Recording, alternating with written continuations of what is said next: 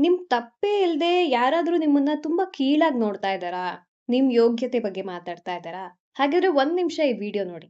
ಈಗ ಒಂದ್ ₹500 ನೋಟ್ ಇದೆ ಅಂತ ಅನ್ಕೊಳ್ಳಿ. ಅದನ್ನ ನಜ್ಗುಜ್ ಮಾಡಿ, ಕೆಳಗ್ ಹಾಕಿ, ತುಳ್ದು, ಧೂಳ್ ಮಾಡಿ, ಗಲೀಜ್ ಮಾಡಿ ಏನೇ ಮಾಡಿದ್ರು ಆ ₹500 ನೋಟಿನ ಬೆಲೆ ₹500 ಆಗಿರುತ್ತೆ.